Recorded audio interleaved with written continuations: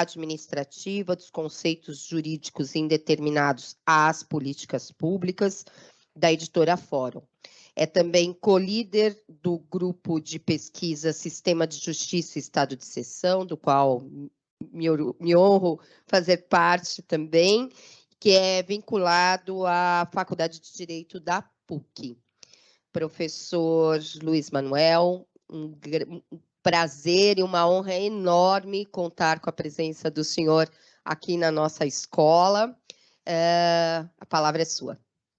Obrigado, doutora Margarete, honra minha. É com muita satisfação que eu venho aqui, já deixando o meu registro público do que eu havia falado para a doutora Margarete, do reconhecimento pela proposta desse curso, muito inovador, progressista em termos de reflexão de temas que afligem a sociedade e precisam urgentemente ser pensados. Então, fica aqui, primeiro, o meu agradecimento pelo convite, uma honra, e o meu reconhecimento e os meus parabéns pela proposta do curso de modo geral.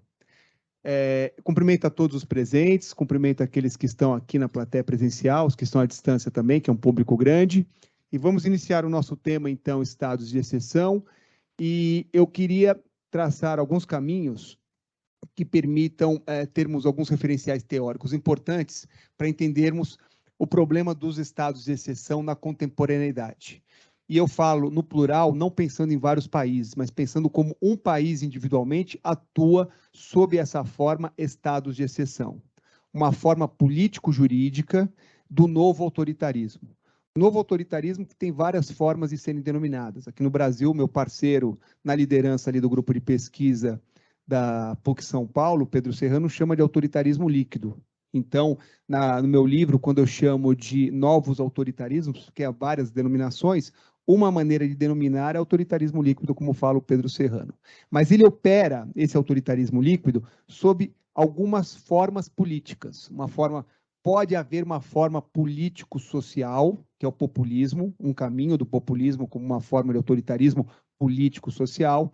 Pode haver uma forma político-econômica, que é o neoliberalismo, e, de todo modo, pode ou não haver populismo, pode ou não haver neoliberalismo, mas necessariamente tem que haver uma forma político-jurídica para os novos autoritarismos. E essa forma político-jurídica eu denomino estados de exceção. No plural, pensando na atuação individual do país que mergulha em estados de exceção, então, em autoritarismo. Mas antes de nós chegarmos ao cerne da nossa proposta, eu vou fazer uns caminhos anteriores para que a gente possa contextualizar, entender como ele opera e entender de acordo com a evolução de algumas referências, tanto da ciência política quanto da teoria geral do Estado e do Direito, que se desenvolveram nos últimos 200 anos.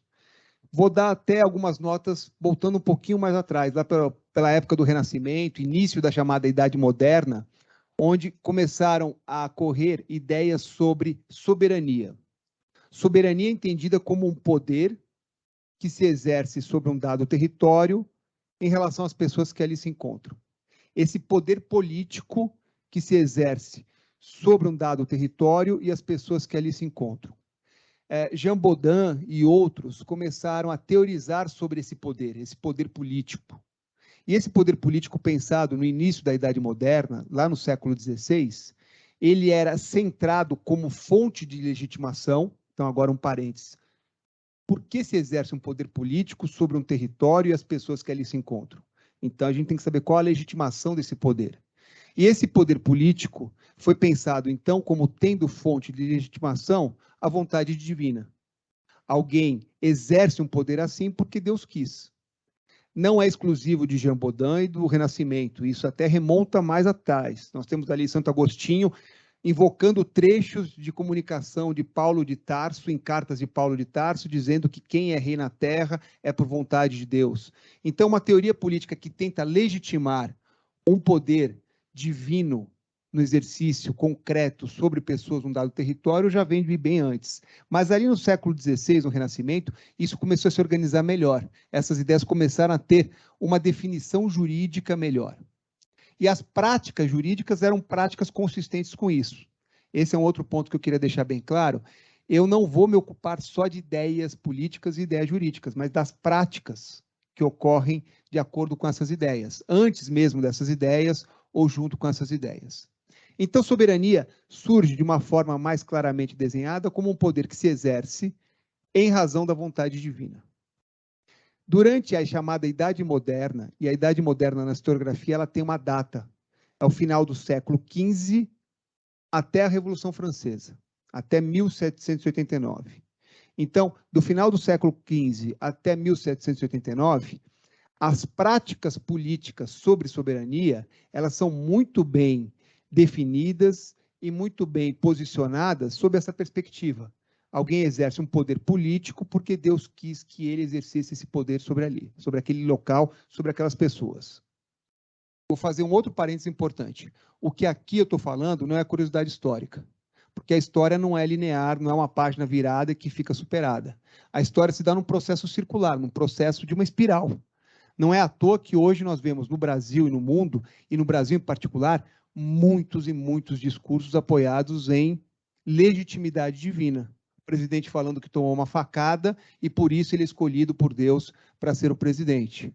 Apelos, agora nós vimos aqui no dia de Nossa Senhora, que é uma referência importante pela cultura brasileira, quantos apelos políticos são invocados em torno disso.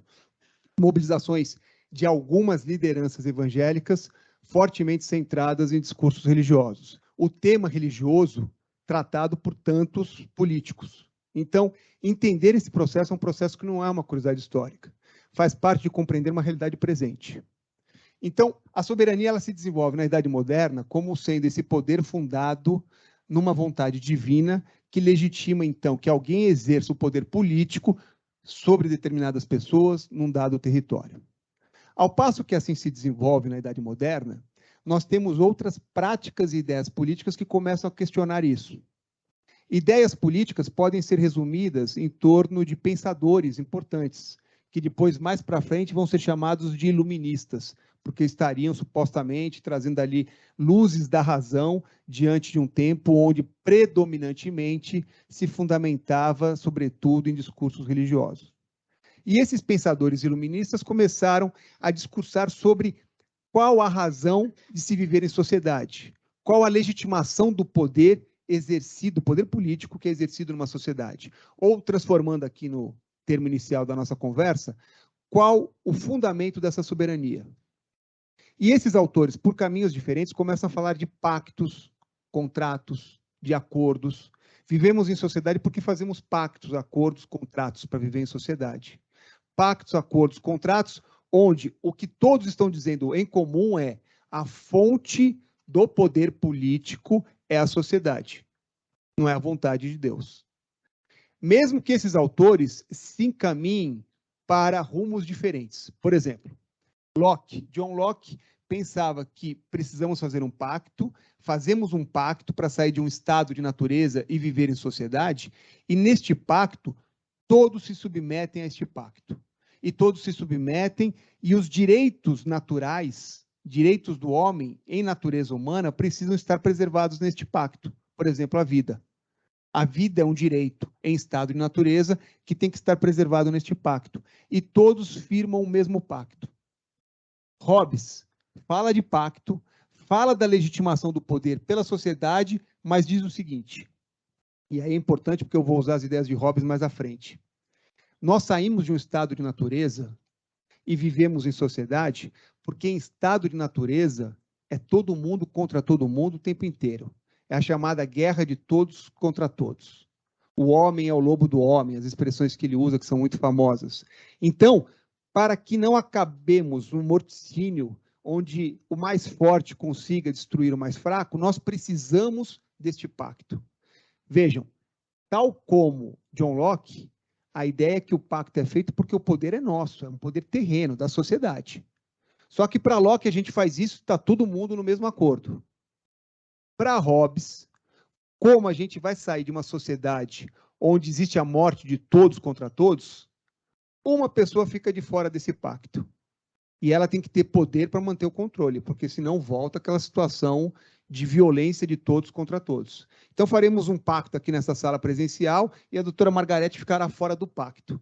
Ela terá um poder que ela não se submete a esse acordo. é um dos teóricos, Hobbes apontado como um dos teóricos do pensamento autoritário na Idade Moderna, porque ele tira alguém desse acordo para exercer um poder ilimitado. Responde só a Deus, mas não responde à sociedade. O que há de comum nos pensadores iluministas é que a gente tem a soberania fundada em Deus, mudando para a soberania fundada na sociedade. Seja a sociedade para deixar todos no mesmo pacto, seja a sociedade para falar, alguém fica fora do pacto para exercer com mão firme um poder e ser um poder ilimitado. Mas pouco importa. É assim, e a doutora Margarete aqui nessa nossa sala vai ter esse poder ilimitado, não por vontade de Deus, mas por vontade da sociedade. Percebem a diferença? Então, esse é um ponto importante. Agora, não são só as ideias políticas que começam a aparecer na Idade Moderna. Práticas políticas de limitação do poder começam a ocorrer, começam a aparecer em forma de revoluções, guerras civis, rebeliões, movimentações. 3 grandes movimentos marcam, e eu vou só assinalar os movimentos para a gente não perder o foco do tema central da nossa conversa. Primeiro, as revoluções americanas, as revoluções inglesas, me desculpe, as revoluções inglesas no século XVII, acabando ali com a Revolução Gloriosa. Ali foi um momento onde o que se pretendeu impor e se conseguiu no século XVII foi a limitação do poder absoluto. Então, o monarca precisa ter poderes limitados. 100 anos depois, nós temos 2 eventos que se somam a esse. A independência das colônias inglesas na América, que é a independência dos Estados Unidos, que é uma ideia de fundar um poder com limitações de poder, e a Revolução Francesa. A Revolução Francesa é o marco da historiografia para dizer, acabou a Idade Moderna, vai começar a chamada Idade Contemporânea. Nós vivemos na Idade Contemporânea, que para a historiografia começa em 1789 e vem até os nossos dias. Qual é o traço distintivo da Idade Moderna para a Idade Contemporânea? 1. Limitação do poder. Limitação do poder porque se reconhece que a soberania é um poder político que se exerce sobre um dado território e as pessoas que ali se encontram por vontade da sociedade e não por vontade de Deus. 2, limitação do poder, porque há direitos naturais que precisam ser reconhecidos e esses direitos naturais se tornam direitos reconhecidos pelo sistema que vai ser estabelecido. 3, a própria limitação do poder com a divisão desse poder por órgãos diferentes. Então, nós temos, na Idade Contemporânea, uma passagem da monarquia absoluta, a monarquia absolutista, onde o poder estava todo ele concentrado na mão de alguém que exercia em nome de Deus, não era limitado, para novas formas de limitação do poder. E aí surgem 2 formas de organização política marcantes em contraposição a essa monarquia absolutista. Monarquias constitucionais e repúblicas. Então, o século XIX é marcado por monarquias constitucionais e repúblicas. Vejam, é uma síntese. A monarquia constitucional na Inglaterra surgiu no século XVII. Mas esse processo de transformação gradual, idas e vindas, ele vai ser entendido como estabelecido a partir da Revolução Francesa. Está bem? Também aqui a gente está passando por elementos gerais. Se a gente pegar a história da França, logo depois tem o golpe de Napoleão Bonaparte, ele fica no poder até 1815. A monarquia absolutista é quase que restabelecida, é uma monarquia constitucional, mas mais de fachada, fica até 1830. 1830 tem uma monarquia constitucional, vai até 48, tem uma república, já teve uma pequena república antes da Revolução. Depois vem o sobrinho de Napoleão, dá um outro golpe e vira imperador. Então, a gente está fazendo uma síntese histórica, porque se pegar qualquer um desses países, mais uma vez, é um movimento em espiral, é um movimento de avanços e retrocessos, avanços e retrocessos. Como síntese histórica, a partir do finalzinho do século XVIII, é que se estabelece a Idade Contemporânea, que ela é marcada pelas formas de Estado que reconhecem direitos e limitam o poder. reconhecem direitos, limitam poder. Por quê? Terceiro elemento. Porque a soberania é um poder do povo e não um poder que vem de Deus. Então, essa é a síntese. Nós temos, então, o início de construção desses modelos. Vejam o que eu falei. Eu queria, se eu tivesse aqui um quadro, eu colocaria aqui, de um lado, monarquia absolutista, e de outro, como alternativas, monarquia constitucional ou república, para o século XIX. Então, se vocês puderem visualizar isso, ajuda a entender que eu não estou falando de democracia. A passagem da monarquia absolutista para um desses caminhos, ou uma monarquia constitucional, porque ela está limitada, ou uma república, não é sinônimo de democracia. Não é sinônimo de democracia porque logo no começo, desde os pais fundadores, os chamados pais fundadores nos Estados Unidos, até os principais líderes na Revolução Francesa, Benjamin Constant e outros, desde o início havia fortes restrições em relação à participação política da sociedade. O poder é exercido em nome do povo, mas não pelo povo.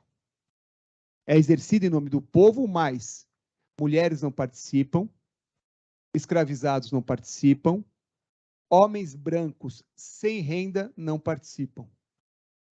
Ou falando de modo inverso, para ficar mais fácil, participa quem é branco e com renda. Esses são os que exercem o poder, reconhecidos como aqueles que podem, em nome das pessoas supostamente incapacitadas de expressar a sua opinião, como mulheres, escravizados e pobres, eles vão ter o poder, votar e ter a capacidade de serem eleitos. Século XIX vai se firmando, então, gradualmente, abandonando a monarquia absolutista, gradualmente, porque tem esses ciclos, e os caminhos escolhidos são ou monarquias constitucionais ou repúblicas, até 1848, com homens brancos com renda votando e sendo eleitos. 1848 tem uma série de revoluções e movimentos populares na Europa que vão se refletir por todo o mundo, no sentido de uma pretensão de um sufrágio universal, mas é um sufrágio universal masculino. Continua excluindo escravizados, nos países onde há ainda escravizados, continua excluindo as mulheres. Então, vejam que quando a gente fala em democracia, e democracia liberal, por exemplo, foi lá em 1860, 1870, na Inglaterra, que essa expressão começou a ser utilizada. E começou a ser utilizada para dizer, não tem jeito. Essas rebeliões que já aconteceram em 48 estão ocorrendo com frequência, estão explodindo cada vez mais. A gente tem que dar direito a voto e participação às pessoas. Então, a democracia liberal ela surge quase como um movimento de jogar a toalha, de não se aguentar mais quem está no poder e perceber que é preciso compartilhar esse acesso ao poder. É assim que nasce efetivamente a democracia liberal no final do século XIX. E surge, então, ampliando gradualmente, muito lentamente, a participação, primeiro com esse horizonte do sufrágio universal masculino. Votam os homens brancos independentemente de renda. Eles podem se eleger independentemente de renda. Final do século XIX. As lutas pelo voto como direito das mulheres vem no século XX. É uma luta que vai atravessar o século XX.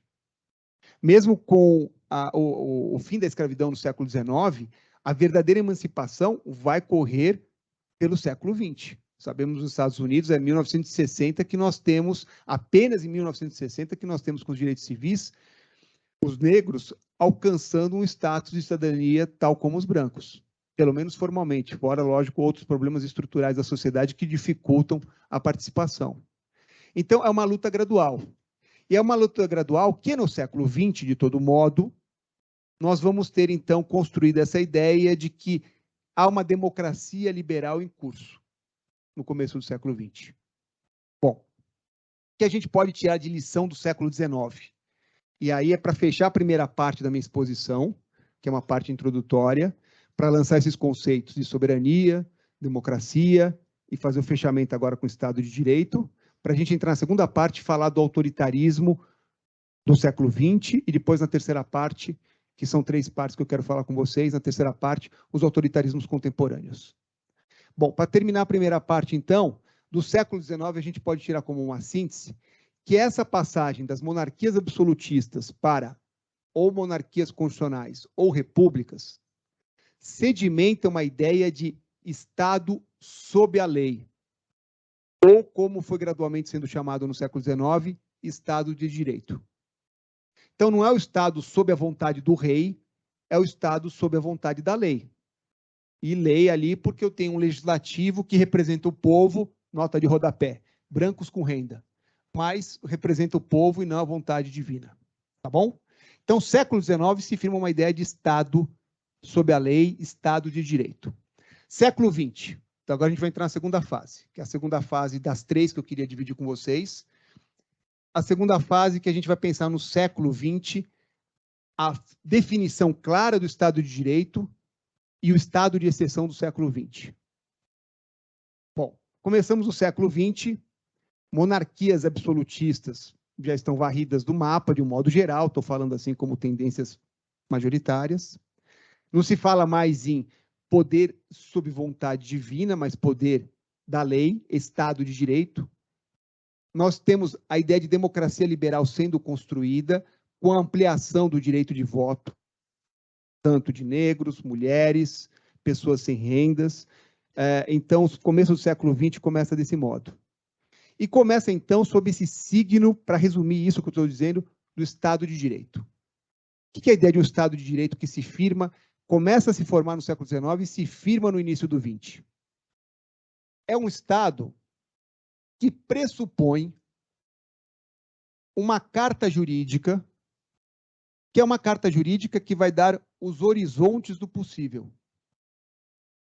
Nessa carta jurídica, está dizendo o que pode um presidente, o que pode um ministro, está dizendo quais são os direitos, e afirmar direitos é fundamental para limitar poderes. Foi um momento de passagem do século XIX, do século XVIII para o século XIX. Então, essa carta ela vai dizer quais são os poderes possíveis, quais são os direitos que as pessoas têm. E dado esse horizonte, que é um horizonte muito amplo, naquele horizonte é possível transitar com tranquilidade. As opções políticas vão, pensando em a esquerda, a direita, vão caminhar dentro desses horizontes. E já está bem firmada a ideia de que soberania, depois do século XIX, agora no começo do século XX, soberania é um poder do povo. Mesmo, eu faço questão de voltar, mesmo que esse povo, no século XIX, fosse o povo branco com renda. Mas não é um poder divino. Tá bom? Tranquilo? Então, nessa segunda fase, é isso que está estabelecido. Aí vem um autor, no começo do século XX, que ele tem sido cada vez mais estudado na contemporaneidade, e não para atingir os propósitos que ele pretendia, mas porque ele teve uma capacidade muito lúcida de descrever o autoritarismo do seu tempo, que é Carl Schmitt. Carl Schmitt, ele começa a escrever com um realismo muito forte, é por isso que alguns autores, comentaristas dele, depois chamam ele de o Maquiavel do século XX. Maquiavel do século XX porque Maquiavel é associado ao realismo político.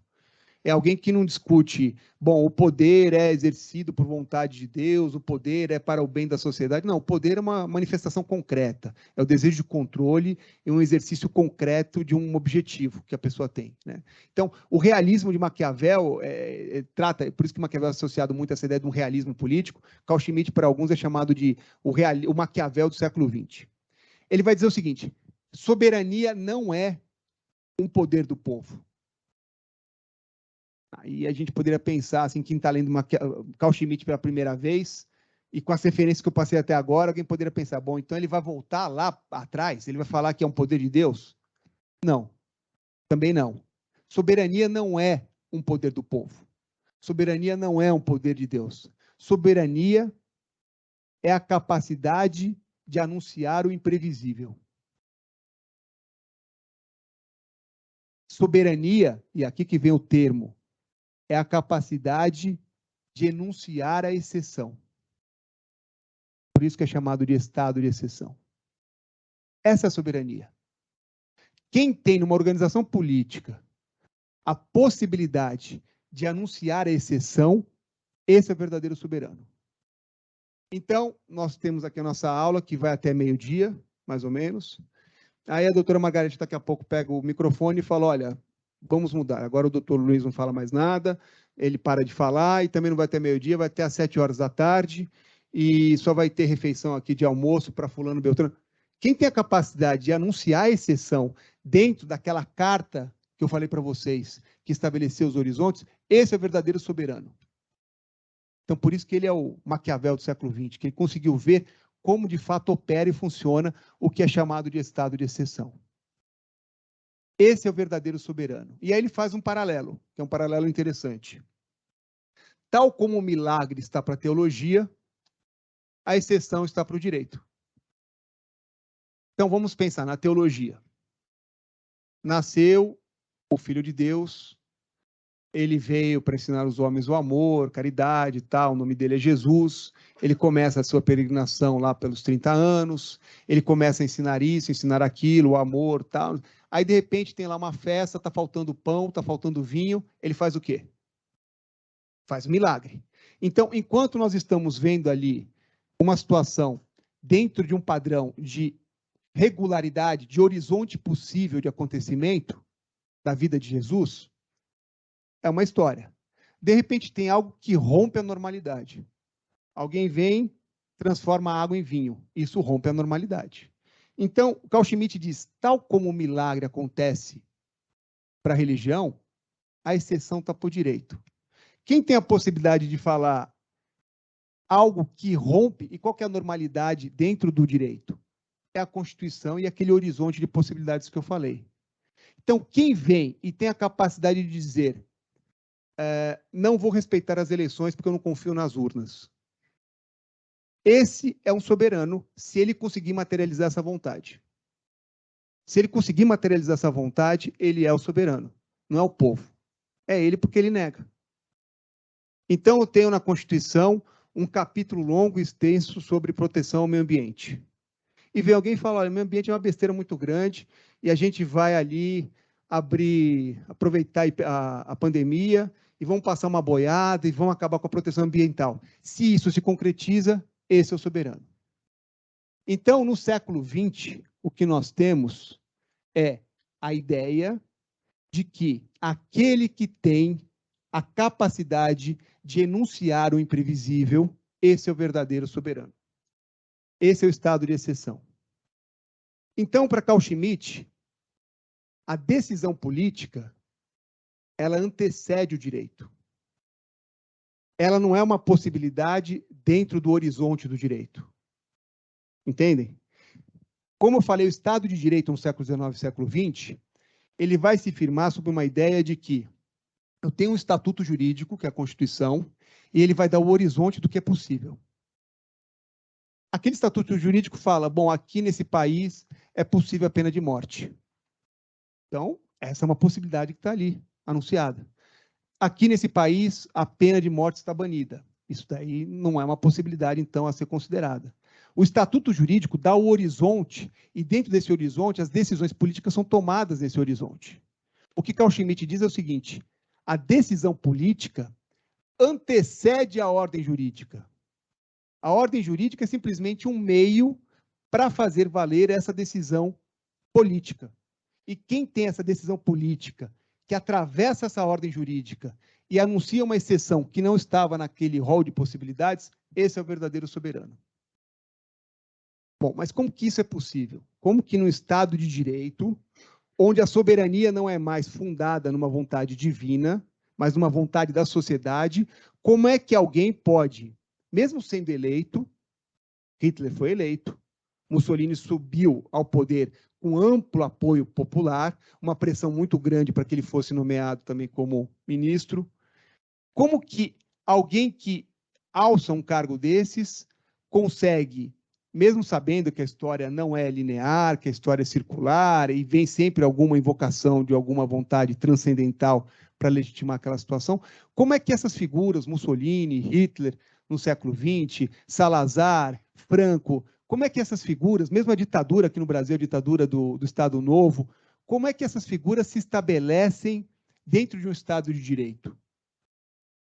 onde a gente pressupõe que a carta seja a garantia. Como é que existe uma adesão social a que isso aconteça? E antes de responder essa pergunta, uma nota importante. Nenhum regime de exceção na história do século XX, que é algo recente, que a gente está falando de Estado de Direito, nenhum regime de exceção se estabelece pela vontade de uma pessoa e mais 5 ou 6 em volta dela. Ela tem que contar com adesão social. E nós estamos acostumados, de um modo geral, a sociedade, de um modo geral, quando tem alguma ilustração sobre regimes autoritários do passado, normalmente é por filmes, né? Filmes ou séries. E é muito normal filmes e séries darem enfoque na cúpula do poder, né? Então, quantos filmes tem sobre Hitler? Hitler e aqueles que estavam em volta do Hitler. Quantos filmes tem mostrando que isso é dado documental histórico, que a Gestapo e a SS tinham uma estrutura de efetivo baixa, mínima, e ela só funcionava pela adesão social, por gente ligando e falando, ó, tem judeu morando na minha casa, aqui do lado, no meu vizinho. Era assim que funcionava, adesão social. Então, como é que eu consigo ter estado de exceção, eu estou falando no singular, que eu estou no século XX, estado de exceção sob a construção de um modelo civilizatório que é o Estado de Direito? Isso acontece porque essa mobilização ocorre por essa adesão social, que é uma adesão social mobilizada para enfrentar um inimigo. E aí Carl Schmitt foi realmente incrível, por isso que ele está sendo resgatado nos estudos, porque ele conseguiu mostrar o caminho como se estabelece um regime autoritário no Estado de Direito. Pensar em regime tirânico na Idade Moderna é fácil. O sujeito estava ali, era rei porque Deus quis. Se morrer, quem vai ser rei é o filho dele.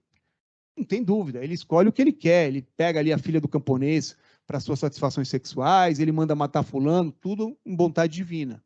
Agora, como é que no Estado de Direito isso acontece? Isso só se opera, e essa vontade política, esse enunciado de exceção, isso só acontece porque eu mobilizo uma adesão social em torno de um inimigo.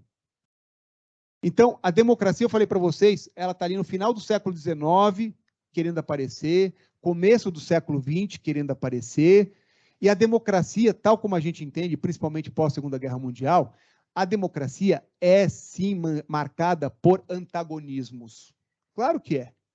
Vamos definir aqui políticas econômicas e sociais à direita e à esquerda. Vamos apresentar aqui, fazer entre os que estão presenciais, seminários e debates. Nós vamos ter pensamentos antagônicos. E não tem problema nenhum. A democracia se constrói assim. A democracia não se constrói com convergência de ponta a ponta de ideias. Mas o estado de exceção não fala de antagonismo. Ele fala de inimigo. Inimigo é alguém para ser combatido. É alguém para ser eliminado. Então, Carl Schmitt dizia, os inimigos externos, ele está ali num tempo que é um tempo de iminência de um conflito externo, e que vai acontecer, a Segunda Guerra Mundial. Mas Carl Schmitt já adianta, nós temos inimigos internos. Ele faz até ali uma invocação de uma expressão da Grécia Antiga, os hostis, uma pessoa hostil internamente, né? E aí, Hitler e ali a sua cúpula vai fazer um rol de quem são esses inimigos internos, né? Judeus, negros, ciganos, pessoas com deficiências mentais, deficiências físicas, que não serviriam ali à representação da raça ariana. Então, o estado de exceção do século XX, primeira metade do século XX, ele é um rompimento do Estado de Direito, porque, primeiro, a decisão política antecede lógica e cronologicamente o direito. 2, soberano não é o povo, soberano é quem tem essa decisão política, e é uma decisão política que não está olhando para aquele estatuto jurídico, a Constituição. É uma decisão política que atravessa o jurídico. Então, Hitler mandou ali na noite das facadas longas, anunciando que havia inimigos ao Estado alemão, mandou matar uma série, quase 90 e tantas pessoas, que eram pessoas, há poucos meses antes, aliados políticos, mas que ele via como pessoas em disputa do poder político com ele. Mandou matar. Não tinha legitimação na Constituição para essa execução sumária que aconteceu. Mas se ele manda e se acontece, ele é o soberano. Então, nós estamos no século XX com a construção de um ideal, que é o Estado de direito, o Estado sob leis. Voltando ao que eu falei lá na primeira parte, Estado de direito, ao contrário das monarquias absolutistas, vai reconhecer direitos, vai limitar poderes e vai afirmar a soberania do povo. São essas três características marcantes. Estamos com o Estado de direito, que já começa agora no século XX a sofrer ataques. Ataques sobre aquilo que vai se chamar Estado de exceção. Quer dizer que soberano não é o povo, soberano é aquele que consegue, pela vontade política, atravessar o jurídico. Faz isso por uma adesão social, que é uma adesão social mobilizada contra algum inimigo. E pegando o simbólico do judeu para o regime nazista, é o inimigo por excelência. Além de outros que, de fato, existiram e estavam ali naquele rol estabelecido. Então, esse é o estado de exceção do século XX. E é um estado de exceção, terminando a segunda parte da minha fala, eu entro na terceira e última, tá bom? Terminando a segunda parte da minha fala, esse estado de exceção, ele é um estado de exceção que vai operar dessa forma e ele se assume com essa identidade. Esses modelos de exceção do século, primeira metade do século XX, eles se posicionavam, Hitler, Mussolini, Carl Schmitt, pensando no jurista, então, e é o jurista que teorizou sobre isso, eles se anunciavam contra a democracia, contra o liberalismo, contra o comunismo, contra o socialismo. Não havia alguma situação vexatória ou querendo dizer que é democrata sem ser, não existia isso. Eles se afirmavam claramente contra...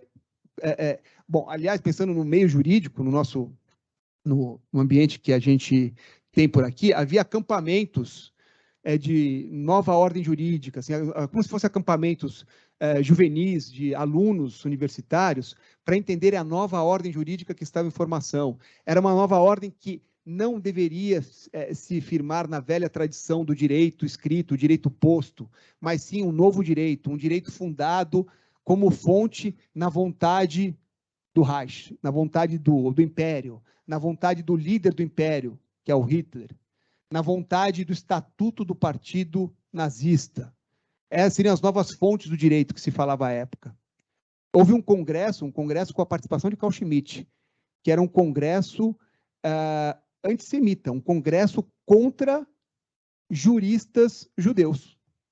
Houve propostas, e propostas efetivadas, de nas bibliotecas das faculdades de direito, retirarem livros escritos por juristas judeus, deixando alguns que seriam aqueles cânones importantes, mas com uma marcação, para que a pessoa que fosse ler estivesse previamente avisada que, cuidado, você está lendo um livro que é um clássico da literatura jurídica, mas foi escrito por judeu. Então, o século XX, a primeira metade, o estado de exceção, ele se apresenta com orgulho. É isso que eu queria para a gente terminar a segunda parte. Ele diz o seguinte: sou contra a democracia, sou contra o liberalismo, sou contra... A gente tem, de um modo geral, até no imaginário, e é o imaginário correto, tá? Não estou fazendo agora, não estou deitando nenhuma ironia, não. A ideia de que esses regimes de exceção do começo do século XX eram contra o comunismo, ponto. Eram contra o comunismo, mas a gente tem que continuar. Eram contra o comunismo, o socialismo, eram contra a social-democracia, contra o liberalismo, contra a democracia, assumidamente. Textos jurídicos, artigos, palestras, seminários, congressos, falas de líderes políticos contra tudo isso, todo esse rol. A Segunda Guerra Mundial gera um impacto de proporções além de humanitárias, né? Um momento de inflexão sobre os rumos da civilização humana. Como é que, mais uma vez, como tantas outras, como a ideia da escravidão, você objetificar uma pessoa, como que, superado aquilo que no século XIX parecia ter ficado ali para trás, como agora nós temos novos processos de reificação do humano, né? E com uma calamidade, um potencial bélico de destruição do planeta. Bomba atômica, tudo isso na Segunda Guerra Mundial gera um processo, no final da Segunda Guerra Mundial, de forte reflexão de novo sobre os cânones que estavam sendo construídos. Então, sociologia, filosofia, direito, todas as áreas, enfim, passam a revisitar as suas premissas, os seus conceitos teóricos, todas as áreas. Na Alemanha nazista, quando eu falei daquela adesão social, não é só do povo, é da academia. Nós tivemos novas teorias da matemática alinhadas ao pensamento nazista. Novas teorias, não preciso nem dizer que é de conhecimento geral, na biologia e na medicina, até para teorizar sobre eugenia, né? Tivemos sobre direito, acabei de falar, acampamentos, seminários, congressos. Então, todas as áreas cederam ao canto da sereia de uma nova ordem, com vários pensadores, filosofia. Temos vários filósofos importantes do século XX que reconhecidamente apoiaram o nazismo. Fim da Segunda Guerra Mundial, mais uma crise civilizatória constatada, um potencial bélico de destruição que assombra.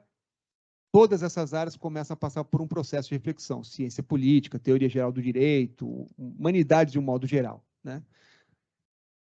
Todas passam por um processo de reflexão. E agora a gente começa a entrar na terceira fase da minha fala, que é sobre estados de exceção, o autoritarismo na contemporaneidade. É a terceira e última fase, antes de abrir aqui para a gente poder conversar sobre alguns pontos. Essa é uma fase onde muitos valores começam a ser resgatados.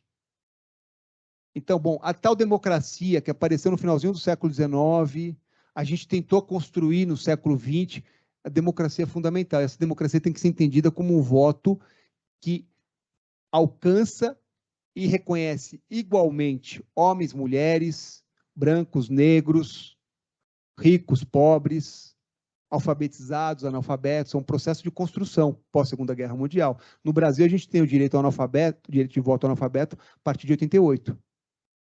Então, pós-Segunda Guerra, a democracia é reafirmada. O Estado de Direito é reafirmado. Reconhecer que uma Constituição é a Constituição que estabelece direitos, limita poderes, afirma a soberania popular, é essencial. E é essencial sob essa perspectiva de democracia. Que eu preciso ter, inclusive, a proteção das minorias dentro de um Estado de Direito, que vem pelos direitos que são afirmados. Então, pós-Segunda Guerra Mundial, esses valores são reafirmados. E isso vai gerar alterações graduais, que é para a gente chegar nesse núcleo aqui do tema que foi passado, os estados de exceção, os novos autoritarismos. Não é mais tão fácil, tão simples, pós-Segunda Guerra Mundial, algum país levantar uma bandeira, sou contra o comunismo, contra o socialismo, contra a democracia, contra o pensamento liberal. Já não é tão fácil como acontecia com orgulho na primeira metade do século XX. Só que, claro que isso não se dá de uma hora para outra. É um processo gradual. América Latina, para a gente não ficar aqui com discursos de aula, na aula inteira pensando só na Europa, a gente não está na Europa, está na América Latina. A América Latina tem um processo tardio de corrosão dessa construção democrática, porque as ditaduras violentas da América Latina, elas se estabelecem, sobretudo, na segunda metade do século XX.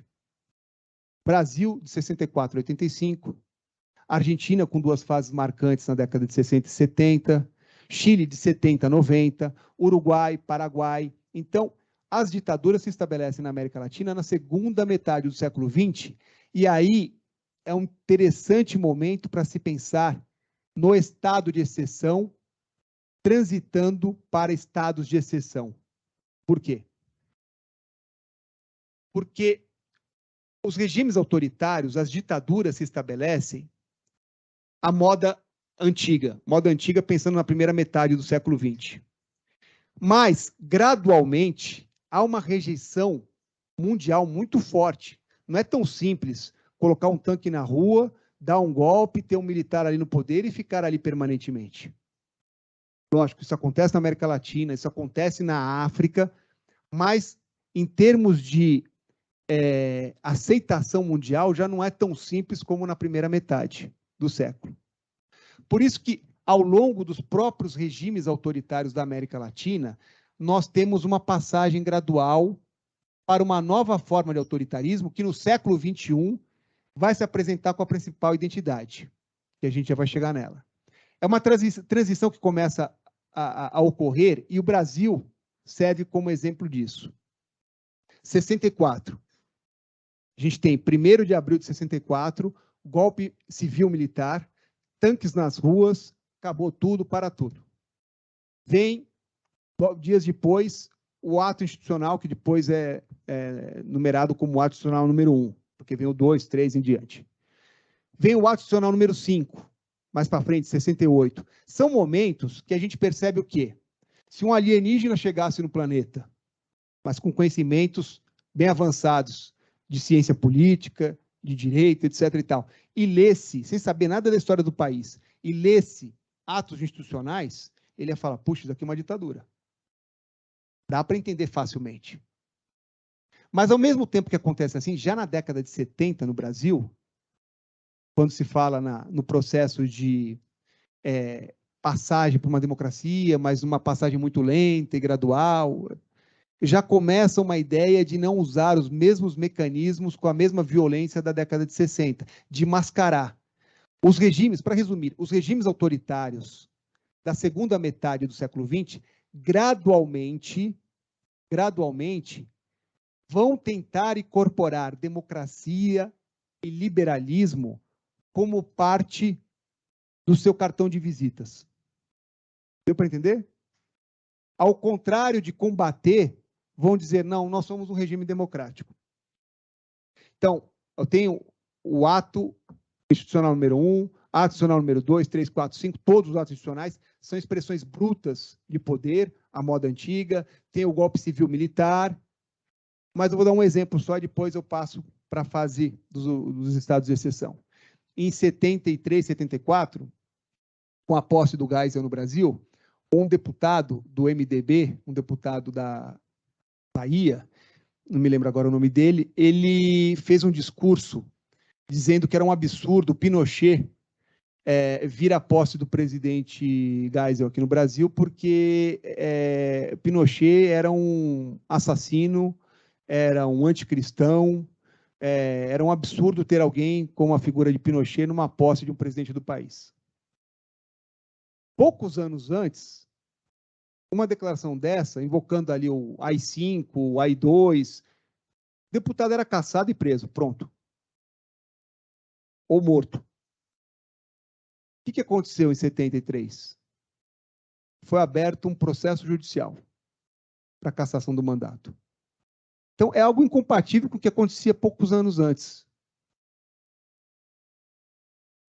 Aberto um processo que correu rapidamente, um processo que levou à prisão dele. Depois de um tempo ele foi condenado, depois de um tempo ele foi absolvido, tal, mas ele chegou a ser preso, perdeu o mandato e foi preso. Então, isso para que a gente possa perceber que na década de 70, 80, no caso do Chile, aqui no Brasil, no final da ditadura já, gradualmente, os modelos autoritários começam a alterar a forma de agir, porque existe uma cobrança mundial muito forte, muito intensa, sobre padrões que foram afirmados como necessários. A ONU, a Declaração dos Direitos Universais, em 1848, afirmam padrões que precisam ser respeitados, e democracia é um desses valores. Então, não é tão fácil se estabelecer antidemocrático, antiliberal, na segunda metade do século XX. No começo dela, ainda assim, mas quanto mais a gente chega para o final, mais difícil é. Isso leva à ideia de que século XXI, e aí chegando aí na reta final dessa terceira fase dessa minha fala, os regimes autoritários que vão se construir, que vão se apresentar no século XXI, eles não são com os mesmos padrões dos modelos autoritários do início do século XX. Não tem mais espaço para isso. Eles não conseguem se estabelecer dessa forma. Eu não estou dizendo que isso não aconteça, mas eu estou dizendo que não é mais a tendência. A tendência qual é? Uma nova forma, e é uma nova forma que o pensamento de Carl Schmitt se mantém nas suas linhas gerais. A gente vai atualizar alguns aspectos aqui, nos encaminhando aqui para o final da nossa conversa. Nós continuamos no século XXI, quando a democracia é ameaçada, quando o Estado de Direito é ameaçado, nós continuamos falando em estado de exceção. É estado de exceção. É estado de exceção por quê? Primeiro, tem uma vontade política que antecede e ela cruza o direito. Ela antecede o direito e ela se sobrepõe ao direito. Ela atropela o direito. Ela usa o direito, mas ela não é contida pelo direito. Isso se dá porque tem uma forte mobilização social em torno de inimigo. É a estrutura do pensamento do Carl Schmitt. Mas tem alguns aspectos que a gente precisa atualizar de acordo com a nossa realidade. Então, 3 aspectos que eu queria marcar com vocês, para entender essa forma político-jurídica do autoritarismo contemporâneo, que são os estados de exceção. Primeira característica, os estados de exceção são fantasmagóricos. E aí eu vou dar um exemplo da América Latina que é interessante, que é o Bukele. Bukele se elegeu presidente. Se elegeu presidente, veio ali a pandemia, ele resolveu criar centros de contenção para deter pessoas com suspeita de Covid.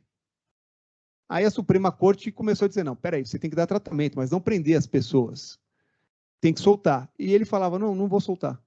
Começou a descumprir as ordens e mandar prender pessoas que estavam com suspeita de Covid. Isso foi ali maio, junho, julho de 2020. Virada para 2021, ele tinha ali uma proposta de um pacote de combate à criminalidade que precisava de um grande empréstimo internacional e o país se endividar fortemente com isso. Congresso Nacional reticente, não querendo votar, como acontece em qualquer democracia, antagonismos.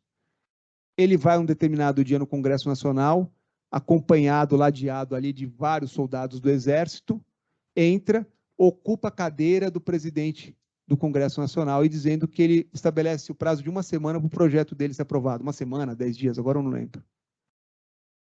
Poucos meses depois, aqueles ministros da Suprema Corte que decidiam contra ele e contra decisões dele, recorrentemente, sofrem um impeachment relâmpago e em poucos dias eles estão fora também da Suprema Corte. Aí eu pergunto, quando que o autoritarismo se estabeleceu em El Salvador? Ele foi eleito. Não foi um golpe. Centros de contenção do Covid foi maio, junho, ali de 2020.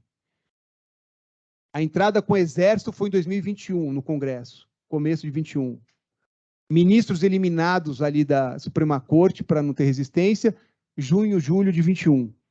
Quando que se estabelece o autoritarismo, o estado de exceção em El Salvador? Não tem data. Eu consigo dizer quando se estabelece, lógico, os historiadores podem ter uma divergência sobre um dia e um mês, mas a gente consegue dizer quando se estabelece o nazismo na Alemanha, Mussolini tem a famosa marcha sobre Roma, golpe civil-militar no Brasil, 1º de abril de 64, aí um historiador pode falar, não, 31 de março, aí o outro fala, não, é o ato institucional que foi publicado depois, mas eu tenho data.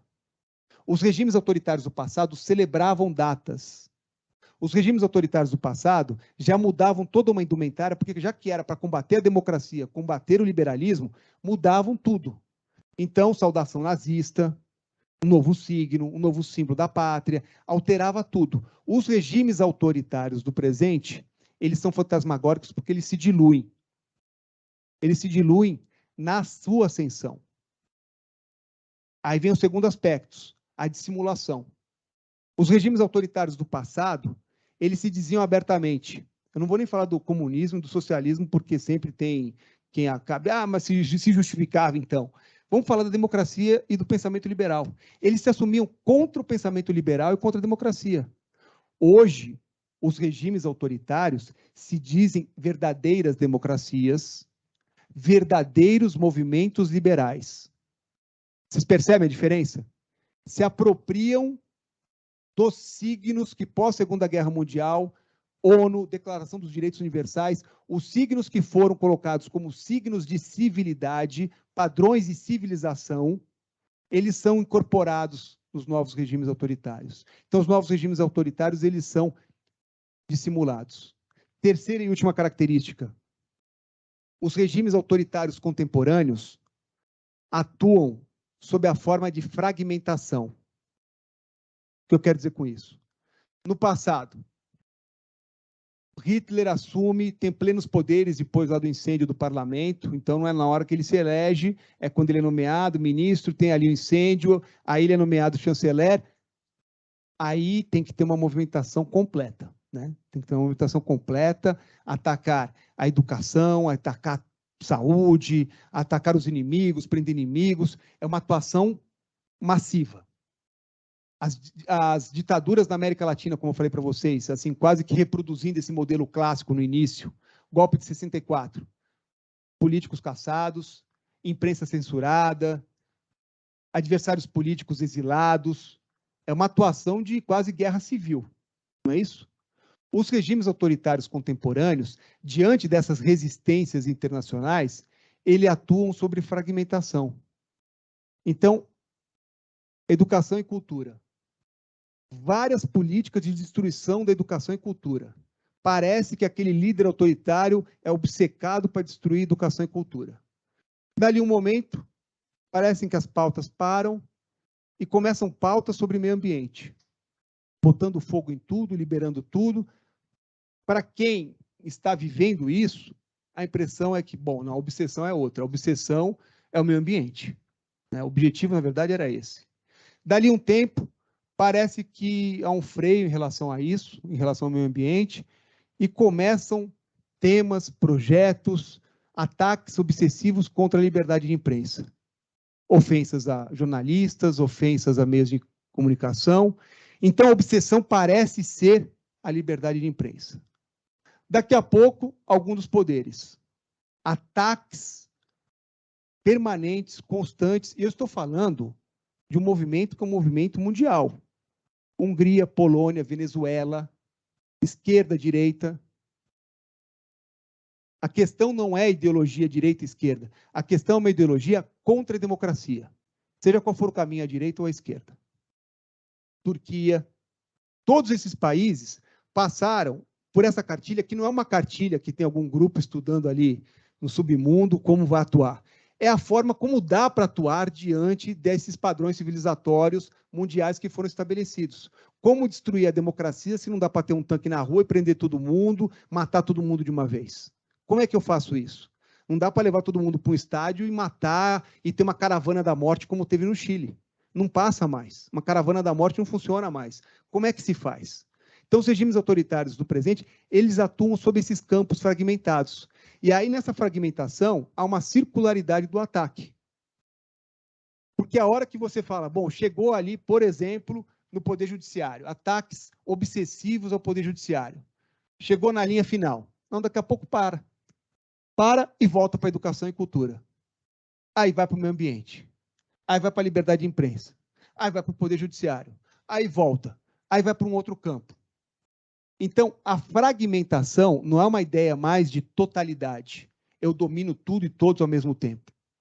É uma ideia de ataques pontuais, direcionados, que vão, a cada giro, isso que é importante, a cada giro, corroendo o processo democrático. E mais, como é uma nova ordem autoritária, é uma ordem que, esse é o ponto central, é uma ordem que enfraquece a nossa capacidade crítica. Por que enfraquece a nossa capacidade crítica? Se eu quero falar, bom, Viktor Orbán, ele é um ditador. Peraí, ele não foi eleito? Não foi reeleito? O aumento dos ministros da Suprema Corte não foi um projeto de lei? Ele não chegou lá com 5 caras, ou puxa 5 cadeiras, os 5 vão julgar agora. Não foi assim. Teve projeto de lei. Então, enfraquece o poder de crítica. Por isso, estados de exceção. Porque não é mais o estado de exceção pensado pelo Carl Schmitt, mas são muitos estados de exceção operando em intensidades diferentes no mesmo local. O que há de comum com Carl Schmitt é a ideia de que a soberania é efetivamente, na prática, retirada do povo e exercida por alguém, e aquele alguém tem esse poder de tomar decisão, ele é o verdadeiro soberano. E aqui a gente vai atualizar o Carl Schmitt também. Estou já me encaminhando realmente para o final, tá, pessoal? Agora são os últimos minutos. O soberano contemporâneo não precisa mais ser personificado como ao tempo de Carl Schmitt. Pode ser, mas não precisa ser. O soberano da contemporaneidade, ele pode também estar fragmentado. Normalmente tem um primeiro-ministro ou um presidente, mas não precisa ser necessariamente aquela figura. Pode ser ele o primeiro-ministro, pode ser ele a cúpula militar, pode ser ele um chanceler. Putin. A gente tem o Putin numa síntese bem distante como um ditador. Se nos debruçarmos sobre a biografia política dele, presidente, aí não podia mais ser reeleito, aí foi primeiro-ministro, aí podia... O caminho é um caminho que, juridicamente, voltando àquele alienígena que chegou aqui no país e olhou os atos institucionais e falou, aqui é uma ditadura, se esse alienígena vai para a Rússia e pega ali a vida política da Rússia, talvez ele não consiga dizer que o Putin é um ditador. Bom, aqui ele podia 2 mandatos, mas ele foi só 2 mandatos. Aí ele deixou, ele foi depois ministro, primeiro-ministro, não podia. Ele voltou depois. Aqui não podia, mas teve uma reforma na lei. Então, os regimes autoritários contemporâneos, eles são fantasmagóricos, estão diluídos ao longo do tempo, não tem mais data simbólica de aparição, não tem mais os signos, de um modo geral, de identidade. Eles são dissimulados porque eles pegaram alguns cânones dos padrões civilizatórios e tomaram para si. Eles se afirmam como verdadeiras democracias, verdadeiros movimentos liberais. Eles são fragmentados porque os ataques são particularizados, são direcionados a campos específicos e são circulares esses ataques. O soberano, então, pode ser, como a gente associa, Viktor Orbán, Hungria. Eles podem ser personificados ou não. Polônia, nós temos o presidente, mas líderes do partido Justiça e Ordem são muito fortes na atuação. Nós podemos ter, então, uma soberania compartilhada, que, vejam, não é o povo. A soberania é quem dita a exceção. E essa soberania compartilhada é uma soberania que pode circular também, mudar as figuras. O fato é que nunca vai ser o povo. E aí, para terminar efetivamente, e esse é um ponto que eu faço questão de destacar para a gente encerrar essa primeira fase do encontro, o inimigo passa a ser elemento estruturante, continua sendo elemento estruturante do estado de exceção, agora pensando como estados de exceção. Só que o inimigo da contemporaneidade, em razão das redes sociais, da comunicação em rede, esse inimigo não precisa mais ser sólido, fixo. Se eu pegar qual a lista de inimigos do Hitler? Judeus, negros, ciganos, pessoas com deficiência mental, pessoas com deficiência física, poloneses. A gente começa a conversar aqui, monta uma lista dos inimigos do Hitler, não é isso? Quem são os inimigos atuais? Meio ambiente, Paulo Freire, Leonardo DiCaprio. Os inimigos, eles mudam com frequência, com facilidade. Não tem nas redes de restaurantes o funcionário do mês? É o inimigo da semana. É o inimigo da semana. O que é importante para se entender é que nenhum regime autoritário, no passado ou no presente, sobrevive sem a cooptação de uma adesão social, e essa cooptação ocorre por meio não do antagonismo democrático, mas por meio da identificação de inimigos. Na contemporaneidade, a rapidez das redes sociais significa os inimigos circulam com velocidade. Alguns inimigos podem permanecer naquela lista. Lógico, são os inimigos que ficam ali permanentes, mas novos vão circulando. E esses inimigos podem ser adversários políticos, podem ser ideias, podem ser pessoas mortas, podem ser campos, meio ambiente, por exemplo. Pode ser a China, podem ser os Estados Unidos, pode ser a vacina. Então, a fluidez da constituição de inimigos é permanente. Agora, nos modelos autoritários. O que é importante? Nenhum regime autoritário, no passado ou no presente, em estado de exceção ou estados de exceção, como nomeia o fenômeno contemporâneo, no aspecto político-jurídico, nenhum movimento sobrevive sem a permanência de inimigos. Então, se um dado estado, vamos imaginar ali Bukele, que tem uma aprovação recorde entre a sua sociedade, se Bukele tem ali determinados inimigos que são combatidos e em algum momento eles são eliminados, a imprensa, por exemplo, jornalistas, críticos, na hora que você destrói efetivamente alguns inimigos, o passo seguinte para a sobrevivência desses regimes autoritários, qual é? Arranjar novos inimigos. Senão, não é possível. Então, é preciso ter novos inimigos, ainda que eles sejam fictícios, ainda que eles sejam imaginários, mas é preciso ter novos inimigos. Então, alguém com uma pauta alucinógena de inimigos para poder se eleger e se elege e fala, puxa, e agora? Eu tenho que inventar algum inimigo. Então, tem uma exploração sexual que acontece em tal ou qual lugar do país, onde as crianças são... Bom, qual que é a base disso? De onde vem essa acusação? Qual que é o elemento para você falar algo a respeito disso? Tem que ter algum inimigo. Bom, então é o pensamento teórico político de fulano de tal que morreu na década de 70 ou na década de 80. É um pedagogo. Tem que ter inimigo, permanentemente. Sem inimigo, estados de exceção não sobrevivem. E ter inimigo significa sempre ter alguém como alvo de disputa e de aniquilação. E, em última análise, embora não seja reconhecido, o objetivo central de destruição como inimigo primeiro é a própria democracia. Obrigado.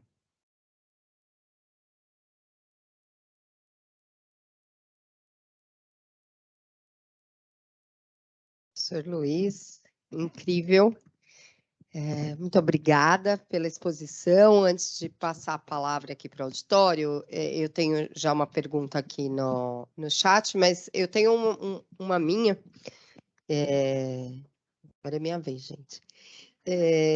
Bom, diante, né, desse quadro de formação de estados de exceção, também uma coisa que se repete é, de algum jeito, na formação desse inimigo e nessa guerra, que as próprias instituições, que são instituições legais, a exemplo do Judiciário, do Ministério Público, da própria advocacia pública, falando um pouco de nós, também participem um pouco desse processo, né? E aí eu gostaria que o senhor pudesse comentar um pouco do processo de lawfare, de como o próprio processo legal institucionalizado dentro de um judiciário também é um instrumento disso. Seria, né, dentro desse processo de lawfare, outros poderes, né, como o Judiciário, o Ministério Público, também soberanos nesta, digamos, nesse jogo dos estados de exceção, né? E tem uma pergunta aqui só para emendar já, que perguntam qual seria a saída, né? Como nós poderíamos, de alguma forma, resistir ou perceber esses estados de exceção que se formam. E um parênteses, antes de passar a palavra, não nos esqueçamos que o serviço público e o servidor público também é um inimigo elegível e sempre elegível dentro de um sistema econômico neoliberal. Na verdade, o servidor público é o inimigo, né? Mas o que tem se mira é o fim do serviço público, só para a gente não falar dos outros e lembrar um pouquinho que a gente também pode ser inimigo e cair nessa armadilha. Obrigado pela pergunta, é muito importante para retomar alguns aspectos da minha fala e reordená-los até diante dessa pergunta sobre um dilema contemporâneo que é muito importante do lawfare, o sistema de justiça. E aí eu vou começar remontando ao pensador que eu tomei como referência. Carl Schmitt, na sua biografia, ele é apontado como alguém que tinha uma ambição muito grande de se tornar ali um braço direito de Hitler, né? De ter ali um espaço de destaque no regime nazista. Mas ele encontrou muitos adversários no partido nazista, muita gente que olhava para ele como alguém muito ambicioso. E havia uma particularidade no seu tempo, que era reconhecida por ele e por outras pessoas mais, que o direito, tal como falei para vocês, até a matemática, teve matemática nazista, né? O direito, biologia, etc. e tal, várias áreas do conhecimento, mas pensando no direito, ajudavam se estivessem alinhados ao regime autoritário. Mas eles não eram imprescindíveis, eles eram dispensáveis. A coordenação de trens para levar judeus para para a execução sumária, ela acontecia por decisões administrativas, não precisava de mudar a Constituição de Weimar estava suspensa. Então, o direito, ele alinhado com pensadores juristas, era importante, ajudaria, mas não era indispensável. Pós-Segunda Guerra Mundial, o processo de transição que eu comentei aqui, é um processo onde o direito passa a ter cada vez mais importância porque há o estabelecimento de limites, tanto pela ONU, Declaração dos Direitos Humanos, limites que devem ser conhecidos para padrões civilizatórios nos Estados. Então, o direito passa a ter um protagonismo importante. Não é simplesmente uma organização administrativa do Estado. O direito precisa ser gradualmente assimilado como um aliado importante. Por isso que o Brasil é bem ilustrativo desse momento de passagem. Lá na década de 60, ato institucional 1, 2, 3, 4, 68, vem o AI-5. Década de 70, não é simplesmente caçar lá o deputado, mandar para o exílio ou matar. Abriram um processo judicial contra ele em 73, né? O deputado do MDB. Então, começa gradualmente um processo de transição, e isso no final do século XX e na virada do século XXI fica muito forte, que o direito passa a ser necessário para a ascensão dos regimes autoritários. Daí porque vários estudos vão trabalhar com essa perspectiva. Lawfare, desde a década de 70, nos Estados Unidos, já começam a perceber isso. Pedro Serrano fala aqui do sistema de justiça utilizado nesse sentido. E é interessante porque, para fazer uma crítica à instituição que eu pertenço, uma crítica acadêmica ao Poder Judiciário, perceber um elemento ilustrativo do que eu falei agora há pouco, de que nos estados de exceção contemporâneos, o soberano é também facilmente, é volátil, ele pode ser alterado, pode ter várias composições. Eu vou dar um exemplo que aí acho que vai direto na pergunta feita aqui pela doutora Margarete. Nós podemos discutir aqui, academicamente, se a prisão definitiva deveria ou não ocorrer após o trânsito em julgado. E alguém pode trazer experiências de tal ou qual país, outro mostrando resultados práticos de um lugar ou de outro, mas no ambiente de Estado de Direito, depois das nossas discussões acadêmicas, a gente teria que chegar numa conclusão, me parece, muito próxima, que é o seguinte: puxa, alguns acham que poderia ser diferente, outros acham que não, que desse jeito está bom, mas o fato é que a Constituição é literal. Ela fala prisão definitiva após o trânsito em julgado. Então, ainda que o mais forte crítico, num Estado democrático de direito, diria, vamos ter que mudar a Constituição, por exemplo, defendendo essa ideia de que não seria necessário aguardar o trânsito em julgado. Mas o sistema de justiça, e ali liderado pelo Sérgio Moro, passou a pensar diferente. Bom, tem certos horizontes do que deveria ser certo e não deveria ser certo, e essa perspectiva, essas ideias políticas, boas ou más, concordando ou não com elas, sendo ideias dele, iriam atravessar o próprio direito. E começaram a atravessar o direito. Ali é um exemplo onde, e aí eu falo com muita tranquilidade, até como professor de faculdade, se eu desse, uns anos atrás, um seminário para alunos do primeiro ano, leiam essa linha aqui que está na Constituição, artigo 5º, vamos fazer esse seminário. Pode ter prisão antes do trânsito julgado? E eu falo, não dá, professor. Por mais que eu aplicasse ali aqueles conceitos bem básicos, interpretação sistemática, lógica, literal, não dá para fugir, não dá, pronto, está escrito que não dá.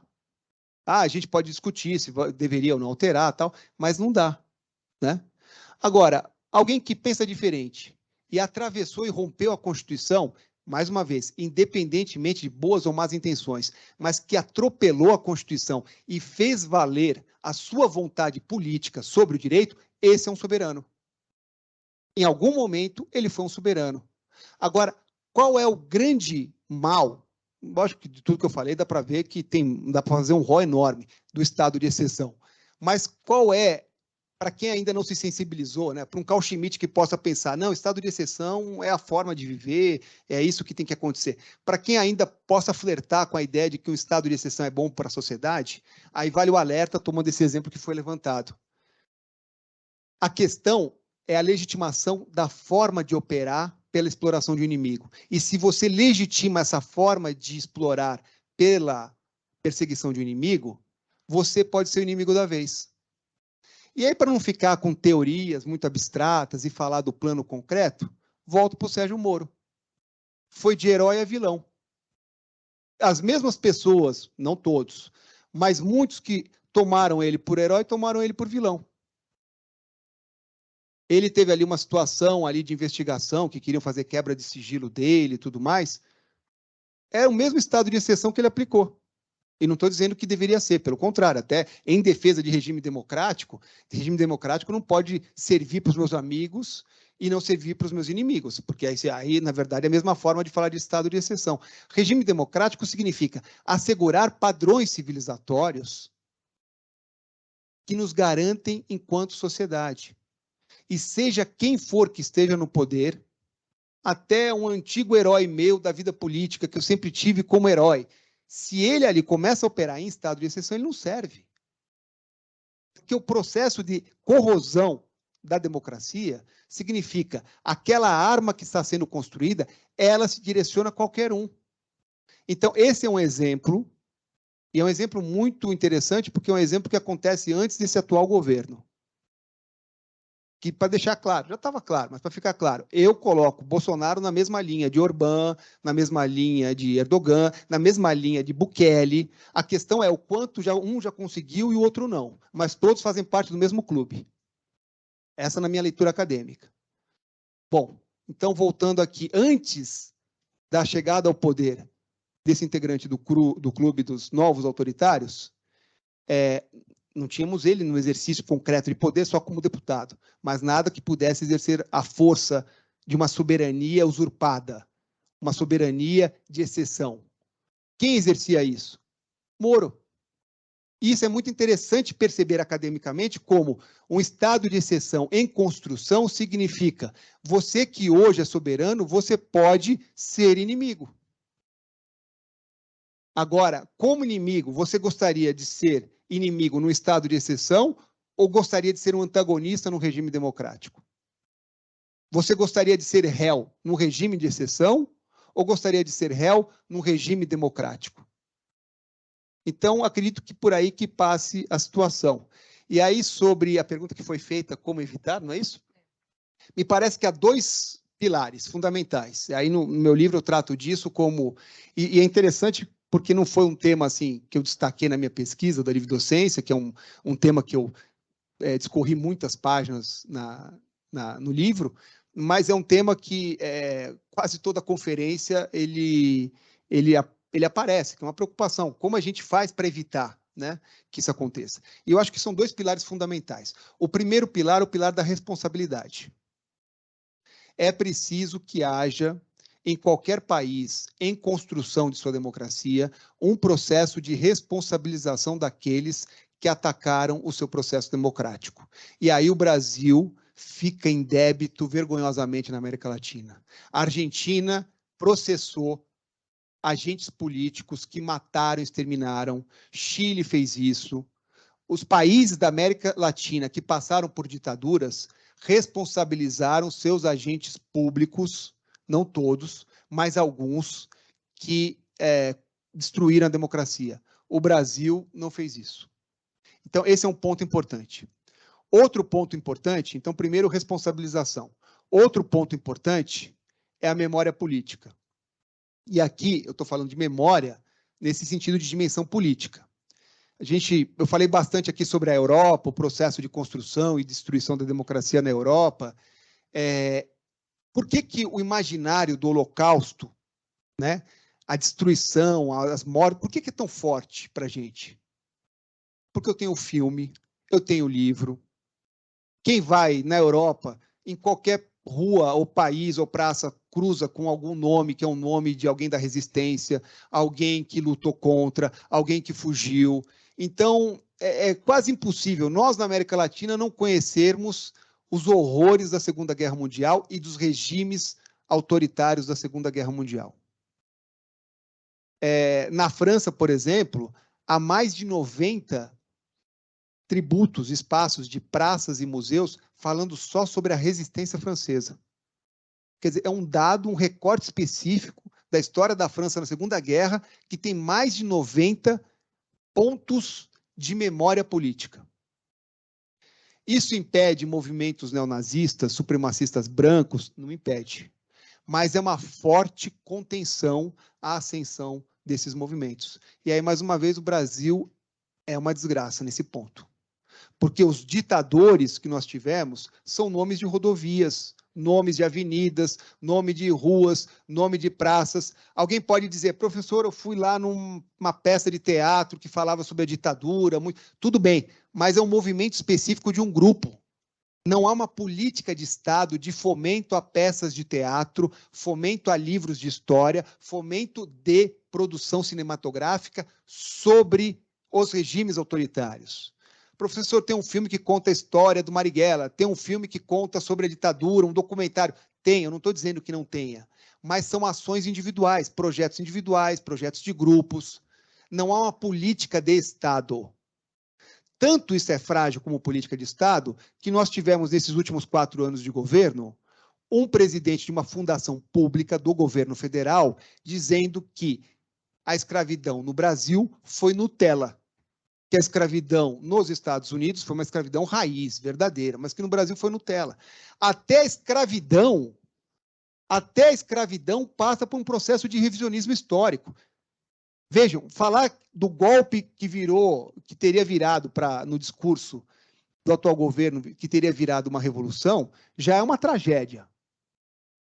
Mas até um ensaio de revisionismo da escravidão nós tivemos no Brasil. Agora, recente, tem poucos anos. Isso por quê? Por ausência de memória política.